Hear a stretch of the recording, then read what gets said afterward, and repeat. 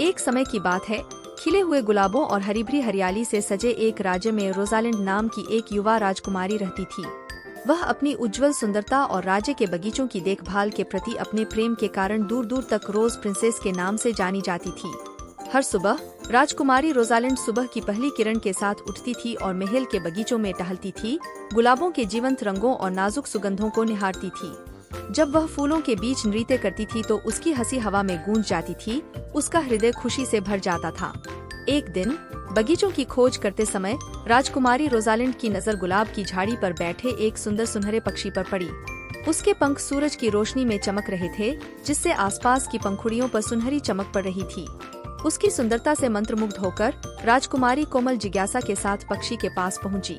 उसे आश्चर्य हुआ, सुनहरी चिड़िया ने उससे मधुर आवाज में बात की, उसे दूर देशों और जादुई रोमांचों की कहानियां सुनाई। इसकी कहानियों से मंत्रमुग्ध होकर राजकुमारी रोजालिंड ने पक्षियों की मनोरम कहानियां सुनने में घंटों बिताए। उनकी कल्पना हर गुजरते पल के साथ नई ऊंचाइयों पर पहुंच रही थी। जैसे जैसे दिन हफ्तों में बदल गए, राजकुमारी रोजलिंड और सुनहरी चिड़िया सबसे अच्छी दोस्त बन गईं। वे गुलाब की झाड़ियों की छाया के नीचे रहस्य और सपने साझा करने लगी। हर गुजरते दिन के साथ उनका बंधन मजबूत होता गया, जो दोस्ती और समझ की शक्ति का प्रमाण है। लेकिन एक दुर्भाग्यपूर्ण दिन सुनहरी चिड़िया बीमार पड़ गई। उसके चमकीले पंख अपनी चमक खो रहे थे, क्योंकि वह समय के साथ कमजोर होता जा रहा था। अपनी सहेली की पीड़ा से व्यथित होकर राजकुमारी रोजालिंड ने सुनहरी चिड़िया को बचाने और उसे स्वस्थ करने के लिए कुछ भी करने की कसम खाई। बगीचों और प्रकृति की उपचारात्मक शक्तियों के प्रति अपने प्रेम के आधार पर राजकुमारी रोजालिंड ने इलाज के लिए दूर दूर तक खोज की। उसने दुर्लभ जड़ी बूटियां इकट्ठी की और मुरझाए गुलाबों को प्रोत्साहन के शब्द फुसफुसाए, यह आशा करते हुए कि उनका जादू उसके पंख वाले दोस्त को सांत्वना देगा। और अंततः कई दिनों के अथक प्रयास और अटूट दृढ़ संकल्प के बाद राजकुमारी रोजालिंड की प्रार्थनाओं का उत्तर दिया गया। सुनहरी चिड़िया के पंखों ने अपनी चमक वापस पा ली और उसका गीत एक बार फिर पूरे राज्य में गूंज उठा, जिससे हवा आशा और खुशी से भर गई। राजकुमारी रोजालिंड की दया और करुणा के लिए आभारी होकर सुनहरे पक्षी ने उन्हें अपनी दोस्ती की निशानी के रूप में एक सुनहरा पंख दिया। अपनी आंखों में कृतज्ञता के आंसू के साथ राजकुमारी ने उपहार स्वीकार कर लिया, यह जानते हुए कि उनका बंधन जीवन भर रहेगा। हर कल्पना के अनुसार वहाँ रोजालिंड नाम की एक दयालु और सौम्य राजकुमारी रहती थी। अपने राज्य को सुशोभित करने वाले खूबसूरत फूलों के प्रति उसके गहरे प्रेम के कारण वह पूरे देश में रोज प्रिंसेस के नाम से जानी जाती थी। हर दिन राजकुमारी रोजालिंड महल के बगीचों में घूमती थी और गुलाबों के जीवंत रंगों और मीठी सुगंध से आश्चर्यचकित हो जाती थी। जब वह उन्हें खिलते और बढ़ते हुए देखती थी तो वह बड़े प्यार से उनकी देखभाल करती थी, प्रोत्साहन और प्यार के शब्द फुसफुसाती थी। एक दिन जब राजकुमारी रोजालिंड गुलाबों को निहार रही थी, उसने पास के एक पेड़ की शाखाओं से मधुर चहचहाहट सुनी।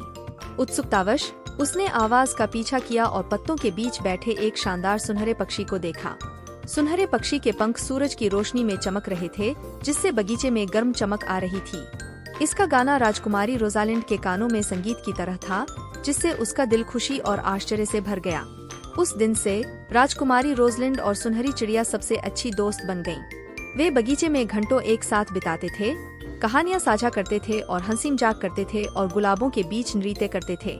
लेकिन जैसे जैसे मौसम बदला और सर्दी करीब आई, सोने की चिड़िया कमजोर होने लगी। इसके चमकीले पंखों ने अपनी चमक खो दी और इसका सुंदर गीत फीका पड़ गया। अपनी सहेली की बीमारी से परेशान होकर राजकुमारी रोजालिंड ने राज्य में सोने की चिड़िया की मदद करने का रास्ता खोजा। उसने जंगल में रहने वाले बुद्धिमान बूढ़े उल्लू से परामर्श किया और एक जादुई फूल के बारे में जाना जो साल में केवल एक बार खिलता था और किसी भी बीमारी को ठीक करने की शक्ति रखता था। अपनी सहेली को बचाने के लिए दृढ़ संकल्पित राजकुमारी रोजालिंड जादुई फूल की खोज में निकल पड़ी। रास्ते में कई चुनौतियों का सामना करते हुए उन्होंने जंगलों और नदियों के पार यात्रा की। आखिरकार कई दिनों की खोज के बाद राजकुमारी रोजालिंड को एक छुपे हुए जंगल में जादुई फूल खिलता हुआ मिला। आंखों में खुशी के आंसू भरकर उसने फूल तोड़ा और तेजी से महल में वापस चली गई। उसने जादुई फूल को सुनहरी चिड़िया के पास रख दिया और जैसे ही उसकी पंखुड़ियां खुलीं, कमरे में गर्म रोशनी भर गई। धीरे धीरे लेकिन निश्चित रूप से सुनहरे पक्षी की ताकत वापस आ गई और उसके पंखों ने अपनी चमक वापस पा ली। अपने राज्य में खिलने वाले फूलों के प्रति उसके गहरे प्रेम के कारण वह दूर दूर तक रोज प्रिंसेस के नाम से जानी जाती थी। हर सुबह राजकुमारी लिली अपने कमरे में गुलाबों की मीठी खुशबू भरती हुई उठती थी। वह अपने दिन महल के बगीचों में घूमते हुए, रंग बिरंगी पंखुड़ियों को निहारते हुए और पक्षियों की हर्षित चहचहाहट को सुनकर बिताती थी। एक दिन जब राजकुमारी लिली अपने प्यारे गुलाबों की देखभाल कर रही थी, उसने पास के एक पेड़ की शाखाओं से एक नरम, मधुर गीत सुना। उत्सुकतावश उसने आवाज का पीछा किया और पत्तों के बीच बैठे एक सुंदर सुनहरे पक्षी को पाया। सुनहरे पक्षी के पंख सूरज की रोशनी में चमक रहे थे और उसका गाना ऐसा था जैसा राजकुमारी लिली ने पहले कभी नहीं सुना था। इसकी सुंदरता से मंत्रमुग्ध होकर उसने अपना हाथ बढ़ाया और उसे आश्चर्य हुआ। सुनहरा पक्षी उसकी उंगली पर कूद गया। उस दिन से राजकुमारी लिली और सुनहरी चिड़िया सबसे अच्छी दोस्त बन गईं। वे अपने दिन एक साथ महल के बगीचों में घूमने में बिताते थे। जब वे हंसते थे और गुलाबों के बीच खेलते थे तो सुनहरी चिड़िया उसके कंधे पर बैठी रहती थी। लेकिन जैसे जैसे मौसम बदला और सर्दी करीब आई, सोने की चिड़िया कमजोर होने लगी। उसके पंखों ने अपनी चमक खो दी और उसका गाना फीका पड़ गया। अपने दोस्त की बीमारी से परेशान होकर राजकुमारी लिली ने राज्य में सोने की चिड़िया की मदद करने का रास्ता खोजा। उसने जंगल में रहने वाले बुद्धिमान बूढ़े उल्लू से परामर्श किया और उसने उसे एक जादुई फूल के बारे में बताया जो साल में केवल एक बार खिलता था और किसी भी बीमारी को ठीक करने की शक्ति रखता था। अपनी दोस्त को बचाने के लिए दृढ़ संकल्पित राजकुमारी लिली जादुई फूल खोजने की खोज में निकल पड़ी। रास्ते में कई चुनौतियों का सामना करते हुए उन्होंने जंगलों और नदियों के पार यात्रा की। अंततः कई दिनों की खोज के बाद राजकुमारी लिली को एक छिपे हुए घास के मैदान में जादुई फूल खिलता हुआ मिला। कृतज्ञ हृदय से उसने फूल तोड़ा और तेजी से महल में वापस चली गई।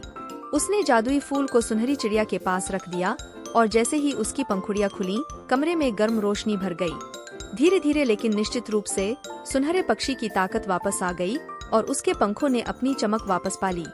अपनी दोस्त के ठीक होने से बेहद खुश राजकुमारी लिली को पता था कि उनका बंधन पहले से कहीं ज्यादा मजबूत है।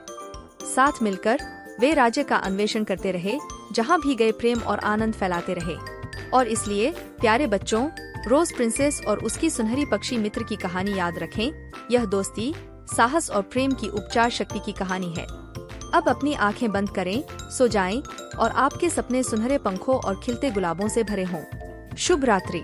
अपनी सहेली के ठीक होने से बहुत खुश राजकुमारी रोजालिंड को पता था कि उनका बंधन पहले से कहीं अधिक मजबूत है। साथ मिलकर वे राज्य का अन्वेषण करते रहे, जहां भी गए प्रेम और आनंद फैलाते रहे। और इसलिए प्यारे बच्चों, रोज प्रिंसेस और गोल्डन बर्ड की कहानी याद रखें। यह दोस्ती, साहस और प्यार की उपचार शक्ति की कहानी है। अब अपनी आंखें बंद करें, सो जाएं और आपके सपने सुनहरे पंखों और खिलते गुलाबों से भरे हों। चिपचिपा पदार्थ।